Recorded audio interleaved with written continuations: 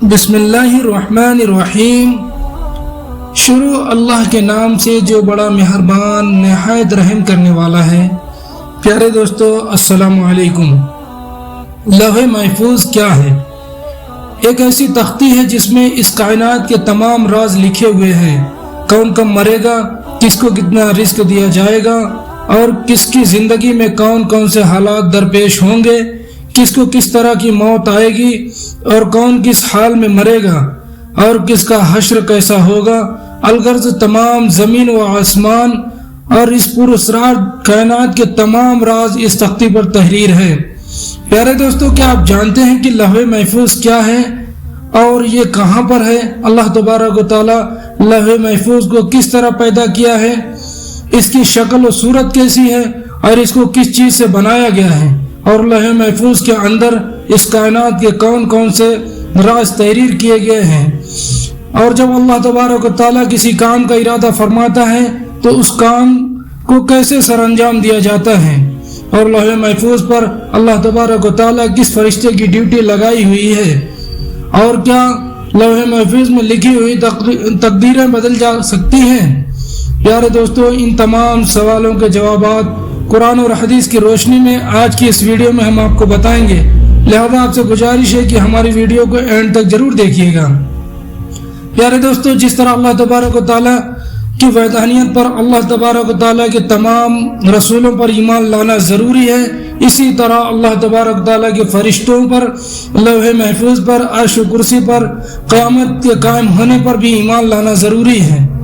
لوح ایک عربی زبان کا لفظ ہے جس کا مطلب ہے تختی، اور محفوظ اسے کہتے ہیں جس کی حفاظت کی جائے۔ پیارے دوستو، روایت میں آتا ہے کہ اللہ تبارک تعالیٰ نے زمین و آسمان کو تخلیق کرنے سے 50,000 سال پہلے لوح محفوظ کو تخلیق فرمایا۔ اللہ تبارک تعالیٰ نے جب قلم اور لوح محفوظ کو تخلیق فرمایا، اللہ تبارک تعالیٰ نے قلم کو ارشاد فرمایا کہ لکھ، تو قلم اللہ تبارک و تعالیٰ کی بارگاہ میں عرض کیا، یا رب العالمین میں کیا لکھوں؟ تو اللہ تبارک و تعالیٰ نے ارشاد فرمایا کہ اس کائنات کی ابتدا سے لے کر انتہا تک تمام تر معاملات کو لکھ دے۔ تو قلم نے اللہ تبارک و تعالیٰ کے حکم کے مطابق لوح محفوظ پر تمام تر معاملات کو لکھ دیا۔ پیارے دوستوں، لوح محفوظ وہ تختی ہے جس میں تمام انسانوں کی تقدیریں لکھی ہوئی ہیں۔ اس کائنات کی تخلیق سے لے کر اس کائنات کے فنا ہونے تک ہر چیز اس میں لکھی ہوئی ہے، لہذا آج تک جو کچھ بھی اس کائنات میں ہوا اور جو کائنات میں ہوگا وہ بھی تمام اس لوح محفوظ میں لکھا ہوا ہے، اور لوح محفوظ تمام مخلوقات کی پہنچ سے بالا تر ہے۔ کوئی بھی انسان یا شیطان اس تک نہیں پہنچ سکتا، جیسا کہ بخاری شریف کہ حدیث پاک ہے کہ حضور پاک صلی اللہ علیہ وسلم نے ارشاد فرمایا کہ اللہ تبارک تعالیٰ نے لوح محفوظ میں ہر چیز لکھ دی ہے، اور آسمان اور زمین کو پیدا کیا۔ اور قرآن پاک کے بہت سارے مقامات میں لوح محفوظ کا ذکر ملتا ہے، جیسا کہ اللہ تبارک تعالیٰ سورہ بروج میں ارشاد فرماتا ہے کہ بلکہ یہ قرآن ہے جو لوح محفوظ میں لکھا ہوا ہے۔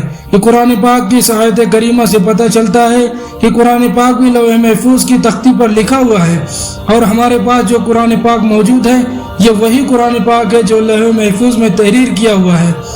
اور ایک دوسرے مقام پر اللہ تبارک تعالیٰ قرآن پاک میں ارشاد فرماتا ہے، اور ہم نے ہر چیز لوح محفوظ میں شمار کر رکھی ہے، یعنی اللہ تبارک تعالیٰ نے ہر چیز کو اس جہان میں واقع ہونے سے پہلے ہی لکھ دیا تھا۔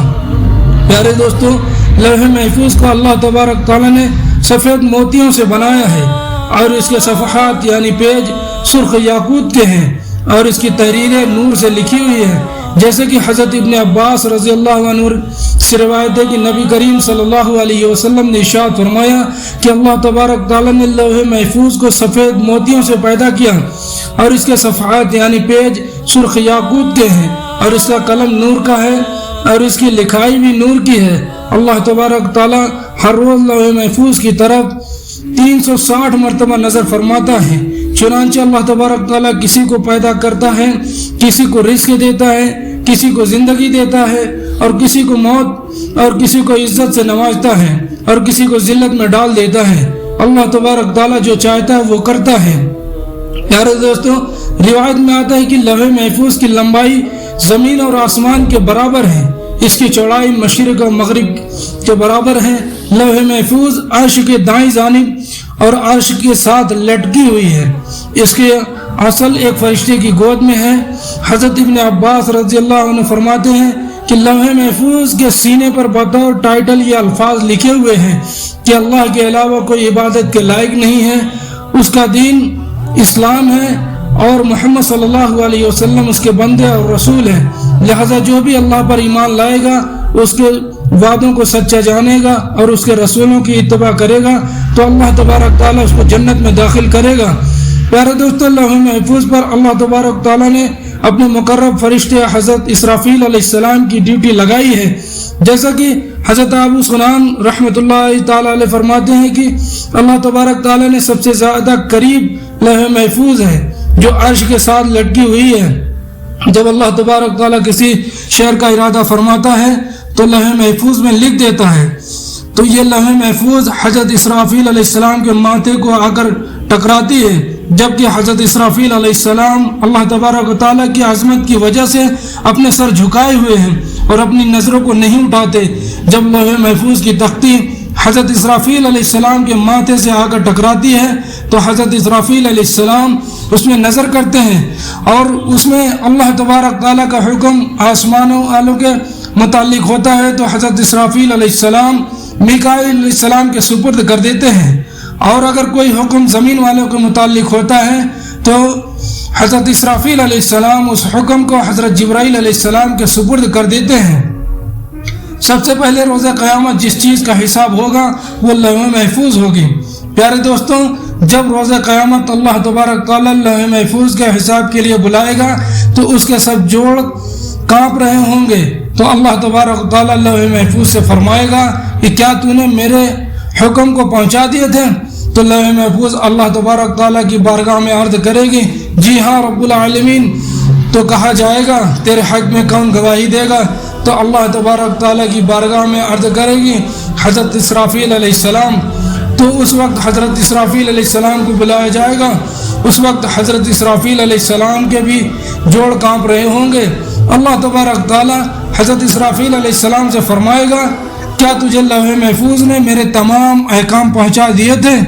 تو حضرت اسرافیل علیہ السلام اللہ تبارک تعالیٰ کی بارگاہ میں عرض کریں گے جی ہاں یا رب العالمین۔ اس وقت لوح محفوظ کہے گی سب تعریفیں اس اللہ تبارک تعالیٰ کے لیے ہیں جس نے مجھے برے عذاب سے نجات عطا فرمائی، اور پھر اسی طرح حساب و کتاب کا سلسلہ ہوتا رہے گا۔ پیارے دوستوں، بات کرتے ہیں کہ کیا لوح محفوظ کی تقدیر سے بدلا جا سکتا ہے اور کیا واقعی ہی تقدیر دعاؤں سے بدل جاتی ہے؟ اس کے بارے میں روایت میں آتا ہے کہ تقدیر 3 قسم کی ہوتی ہے۔ پہلی تقدیر وہ ہوتی ہے جو انسان کی دعاؤں کی وجہ سے اللہ تبارک تعالیٰ بدل دیتا ہے، اور دوسری تقدیر وہ ہوتی ہے جو اللہ تبارک تعالیٰ اپنے خاص بندوں یا اپنے انبیاء اکرام کی دعاؤں کی وجہ سے بدل دیتا ہے۔ ان دونوں قسموں کے اندر تو تقدیر کو بدلا جا سکتا ہے، لیکن تقدیر کی تیسری قسم وہ تقدیر ہے جو لوح محفوظ میں تحریر ہے، پھر اس تحریر کو نہیں بدلا جا سکتا، حتیٰ کہ لوح محفوظ پر لکھی ہوئی تقدیر کو تبدیل کرنے کے لیے کوئی نبی بھی دعا کرنا چاہے تو اللہ تبارک تعالیٰ اس کو روک دیتا ہے۔ پیارے دوستوں، اس سے معلوم ہوا کہ لوح محفوظ پر جو کچھ بھی لکھا ہوا ہے اس میں کسی قسم کی کوئی تبدیلی نہیں ہو سکتی، اور لوح محفوظ پر لکھی ہوئی تقدیر کو کسی طرح نہیں بدلا جا سکتا۔